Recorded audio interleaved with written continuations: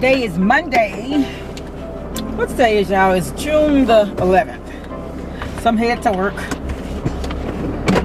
I just wanted to come on and talk about some things.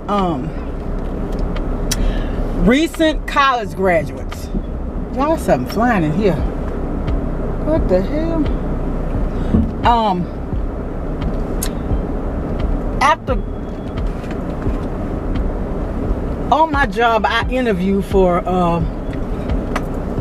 vacant positions, and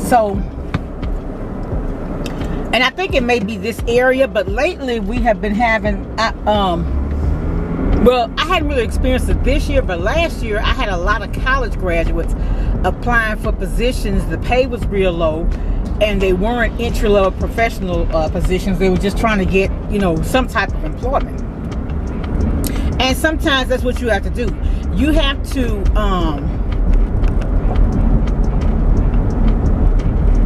which I wouldn't recommend it, honestly. Some accept jobs like administrative positions, you know, in the hopes of promoting. But sometimes what happens when you take lower level jobs, lower paying jobs, that kind of decreases your marketing power. So my recommendation is to only settle for entry-level professional positions, even if that means you have to relocate. Even if that means you have to relocate. And the reason why I'm saying this, if you're in an area where there are not a lot of opportunities for college graduates, that may not be the place that you want to stay. I'm just really being honest, because you can look up 20 years later with a degree and you're barely making entry level for your position that you would make in another area. And I can remember I had met a guy online through a networking site, and he was saying that he missed Louisiana. He said, but he couldn't come back because they just don't pay you what you're worth. Sad, but really true. So the only time I would recommend that you accept a lower level job, and it's kind of complicated because some places won't hire you because they'll say that you're overqualified. Really, too, what they're telling you is they don't think you're going to stay once you find something better. So what I'm telling you, what I would recommend that you do is, if you're going to accept a job that's not entry level, accept it in somewhere like the federal government. And I'm going to do a couple of videos on that, just because I can tell you what I've experienced and what I've learned from other people. My brother and his wife were military veterans. He Army, she Air Force, and they both retired from the federal government. And my brother told me many years ago, he said, what you want to do is, he said, even if you can get a job working in a canteen for the federal government, he said, take that job. And I don't think I had graduated from college at that time, because I did graduate later because I had kids early, things like that. So I worked and was a substitute teacher and all that. So, but he was right, because I know people who started and in the federal government. I think one guy, I just ran into him about 2 months ago. He started off as, I think he started off in maintenance, but his dad was an Air Force veteran. He started off in maintenance, and now he's an HR specialist. I have 20 years experience in HR, but I can't get on with the federal government because they have to hire veterans first.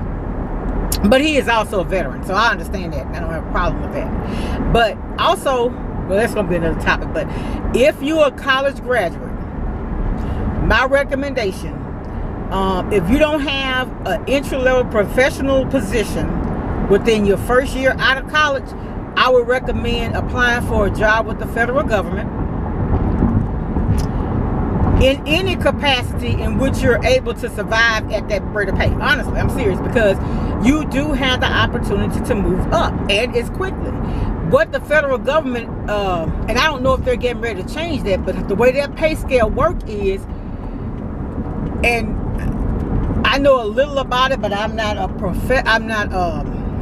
an expert in it. But I had a lady to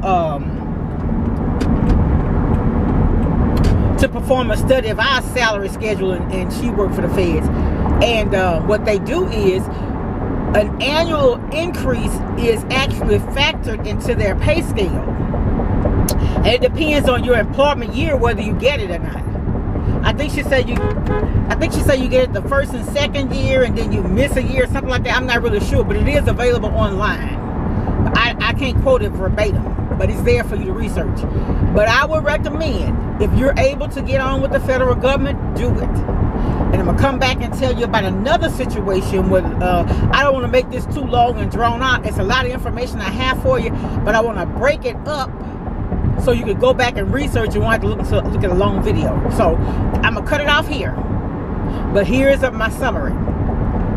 If you've been out of school for 1 year and you cannot find an entry-level professional job, I would recommend that you either relocate or accept a position that may or may not be professional entry-level, but they do have jobs that require a 4-year college degree. I would recommend one of those positions.